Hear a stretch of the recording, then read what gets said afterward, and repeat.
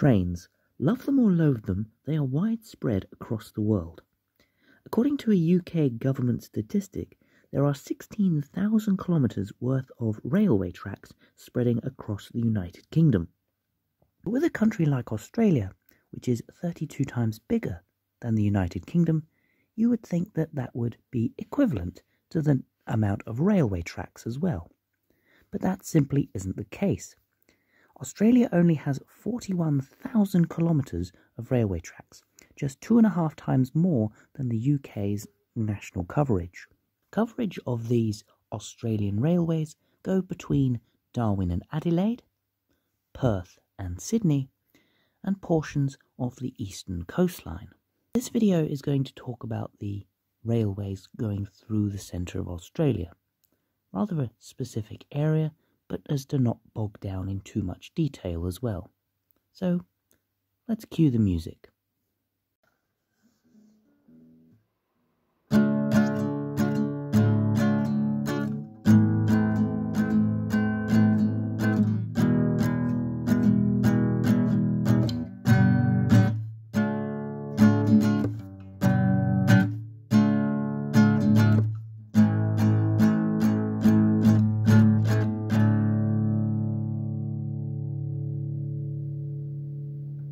Good morning, good evening, and good afternoon to you all. From those down the road to the folks around the world. Welcome back to another video. You know what it's all about, so let's head on down that track.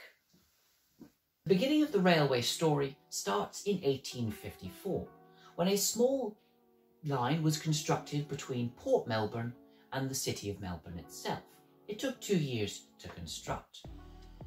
By 1858, however, there was a wider sort of proposed idea to connect the wider Australian continent by railway.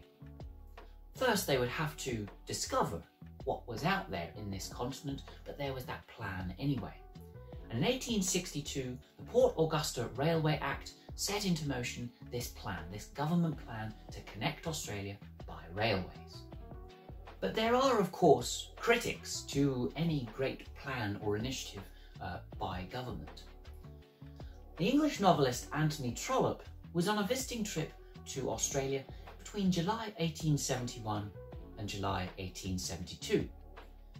And when he heard about this idea for a railway system through Australia, he is noted to have said, "I can't believe in the £10 million on the construction of a railway, which is to run through a desert to go nowhere."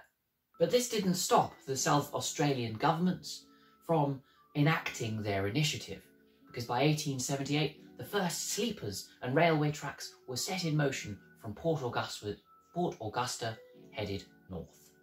Much like the overland telegraph network, the Australian railways were split up into 2 separate sections. One coming from Port Augusta down in the south, the railway company known as the Central Australian Railway. The second came from the north and started up in Darwin. The beginning of these sections of railway began in 1878, starting from Port Augusta and heading northwards. And the Northern Australian section was started in 1883 and headed, of course, southwards. The first stops from the southern point were the townships of Farina and Murray in 1882 and 1884. Railway construction was very much determined about the water sources that were available in Central Australia. So compared to the modern line, which takes a more sort of westerly route north to Alice Springs, the 19th century construction had to go around the lakes of Australia because this was the nearest water source that was available. And it was the exact route also that the old explorers some 20 or 30 years before had taken as well. The Northern Australian Railway network began in Darwin in 1883 and only managed to get to Pine Creek, just 60 kilometres south, by 1889.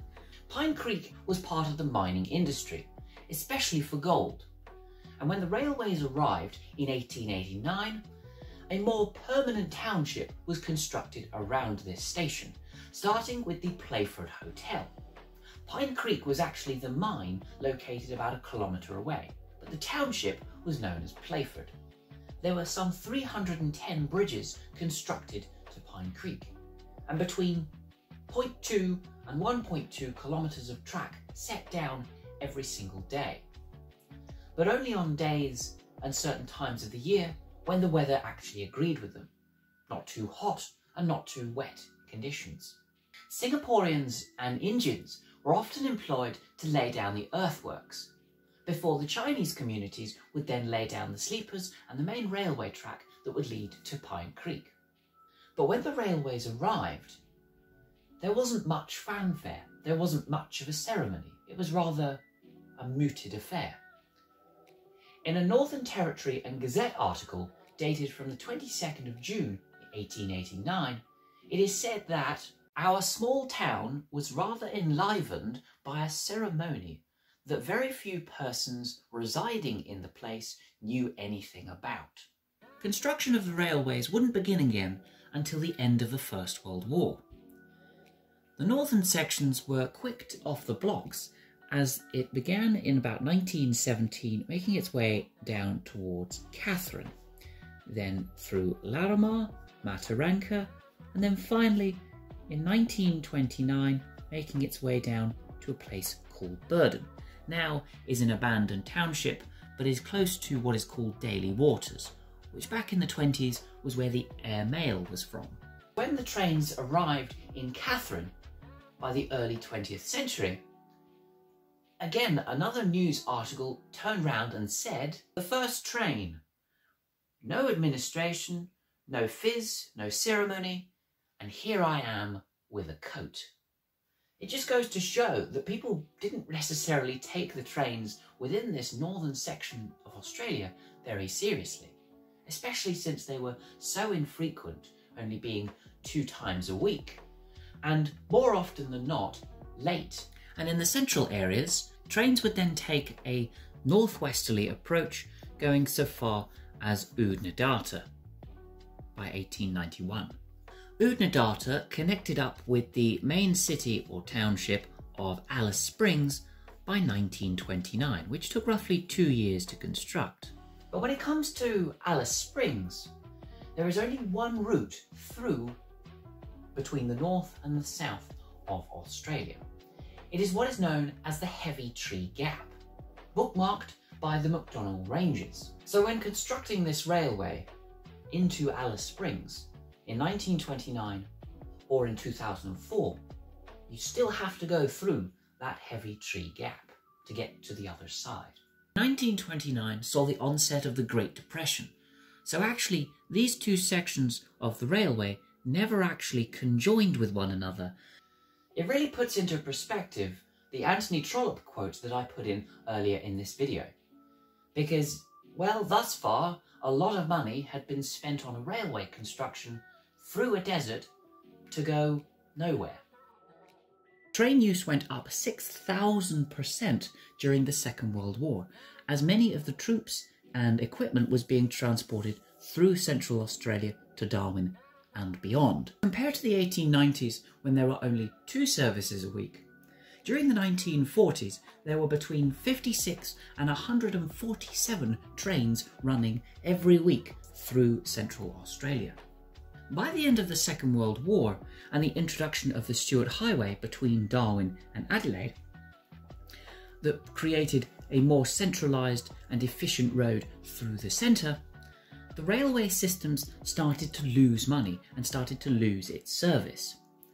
Between 1950 and 1976, the northern sections of the railway started to be closed down. One of the reasons why the Burden Railway was shut down in 1950 was because of the rising water levels during the wet season that would often cut it off from the rest of the railway tracks and therefore the rest of Australia.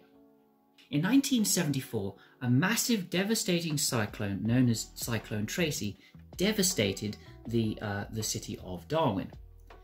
This then meant that the railways were in a poor state, and the following year the company made an operations loss of $2.5 million. Meanwhile, in the Central Australian Railway, there was the realisation that this section of the railway was not fit for purpose anymore, and an upgraded system was needed. So they scrapped the lines running through the centre and decided to take an altogether different route, going on what we now currently call the Ghan route. It still goes up towards the city of Alice Springs, but instead takes a more sort of northwesterly approach up towards the city. The last trains to leave both respective old 19th century lines were in 1976, and the first operations of this new system in the central area began in 1980. As of 2004, the railway construction between the city of Adelaide and the city of Darwin, as had been planned ever since 1858, finally connected in 2004. It was named the Ghan after the Afghan cameleers that used to transport people and equipment through the centre of Australia in the late 19th and early 20th centuries. In the Northern Territory, places like Pine Creek, Katherine or Mataranka, you can still see the old train stations and the old railway lines that used to sit and run through the northern parts of Australia. But obviously, since they were closed, they have been turned into museums or have become sitting relics of a bygone era. Places like Pine Creek and Katherine, these townships and localities, have since become tourist destinations for those travelling from north to south, especially during the winter times of July and August. Train travel in Australia in the modern age, especially along the Ghan Railway from Darwin to Adelaide, and the Indian Pacific Railway between Perth and Sydney, tends to be of the more luxurious train travel. 2 days on the line, taking in the sights of the wilderness of Australia and paying a pretty penny for it.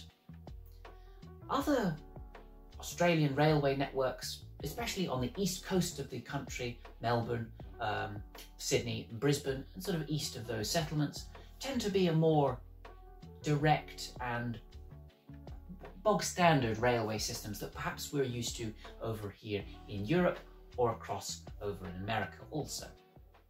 And that is the end of the railway line, the conclusion of this video. Thank you for getting this far. I know it's something slightly different to what I've been doing more recently, and I hope it wasn't too bland or boring for you. I suppose if you got this far, it probably wasn't. But anyway, I shall see you all next week for another video, and I hope you have a good week. See you later.